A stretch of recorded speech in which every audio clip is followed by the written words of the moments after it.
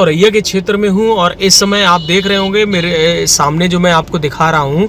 सबसे महत्वपूर्ण बात है कि यहाँ से ये रास्ता दिबियापुर के लिए जाता है और यहाँ दिबियापुर में जब भी आप एंट्री करते हैं तो ये एनटीपीसी और गेल इंडिया के लिए ये औरैया का ये औरैया से दक्षिणी मार्ग है और इस रास्ते से होकर के आप दिबियापुर पहुंचेंगे। साथ में बीच में गेल इंडिया कारपोरेशन और आपको प्लास्टिक सिटी और एनटीपीसी ये सारी चीज़ें रास्ते में मिलेंगी।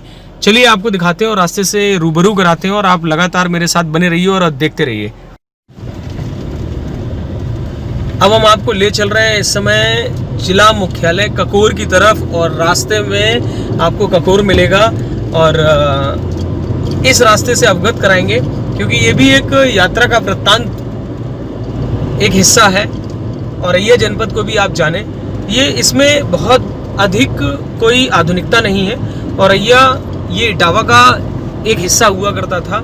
सबसे पहले औरैया जो तहसील थी वो इटावा जनपद में थी। आज से तकरीबन 15 साल पहले ये अलग हुआ और इटावा से अलग होकर के ये जनपद औरैया बना और इसके क्षेत्रफल में दिबियापुर, बिधूना, एरवा कटरा ये पूरा क्षेत्र आता है।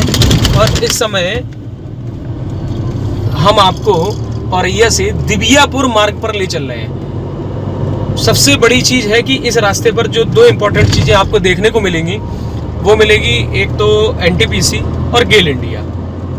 NTPC national thermal power corporation ये कांग्रेस के टाइम पर लगाया गया था और इसका उद्घाटन भी राजीव गांधी ने किया था और इस एनटीपीसी से इस औरैया का विकास भी हुआ। हालांकि कह सकते हैं कि औरैया का नहीं दिबियापुर का, क्योंकि औरैया तो आज भी पिछड़ा जैसा ही है। जनपद जरूर बना दिया गया है लेकिन सबसे अधिक विकास अगर आपको देखने को मिलेगा तो वो दिबियापुर में मिलेगा। दिबियापुर में एक अद्भुत बात यह है कि दिबियापुर में एक रेलवे स्टेशन है और वो रेलवे स्टेशन फफूंद के नाम से है और दिबियापुर बसा हुआ है। दिबियापुर और फफूंद की दूरी अधिक है। यहाँ पर अभी आप गुजरे हैं, ये तुर्कीपुर पड़ता है इधर लेफ्ट साइड में, ये तुर्कीपुर का क्षेत्र है और तुर्कीपुर को क्रॉस करते हुए हम आपको ले चल रहे हैं दिबियापुर रास्ते पे।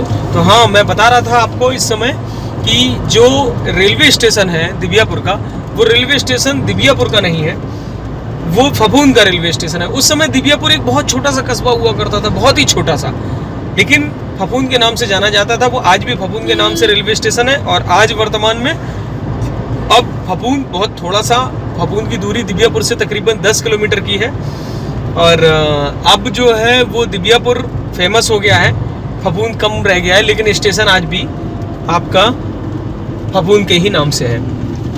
और यहाँ से दिबियापुर तकरीबन 16 किलोमीटर बचा है। आपको मैं दिखाऊंगा कि दाहिने हाथ पर एक बड़ा सा अस्पताल भी है, डिस्ट्रिक्ट हॉस्पिटल, जिला अस्पताल। इस जिला अस्पताल की एक कमी है, ये मुख्यालय से जो आपका औरैया सदर है, इस सदर से उसकी दूरी बहुत अधिक है। कोई भी यदि बीमार व्यक्ति है, उसे अस्पताल पहुंचना है तो जिला अस्पताल 100 सैया अस्पताल में आने के लिए उसको टेम्पो का सहारा लेना पड़ेगा, टैक्सी का लेना पड़ेगा और रात में कहीं इस रास्ते पे ट्रैफिक बहुत कम हो जाता है और यातायात की सुविधाएं भी ना के बराबर हो जाती हैं। तो यदि आपके पास कोई निजी वाहन है तो ही आप अस्पताल में आ सकते हैं। और ये अस्पताल भी यहाँ जो बना है वो मैं अभी दिखाऊंगा, वो बिल्कुल जंगल की तरफ है। इसमें कहीं भी ऐसा नहीं है इस अस्पताल में कि आप आसानी से रात में अपना इलाज कराने आ पाएँ।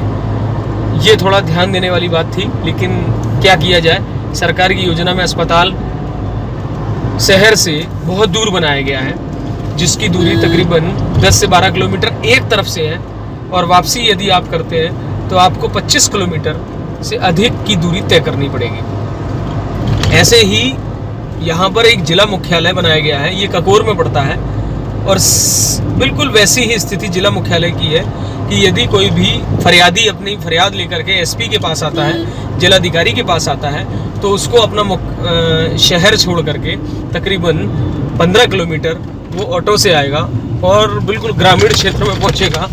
वहाँ पानी की सुविधा भी नहीं मिलती है आसानी से, रास्ते में यातायात की सुविधा भी नहीं है। लेकिन क्या किया जाए, ये भी एक सरकार का बनाया हुआ प्रोजेक्ट है। उस समय लोगों ने ध्यान नहीं दिया, या तो जगह का अभाव रहा है या और भी विषयों पर, कई विषयों को ध्यान में रख करके बनाया गया है। तो एक जो बड़ी कठिनाई देखने को मिलती है लोगों के सामने वो यही है।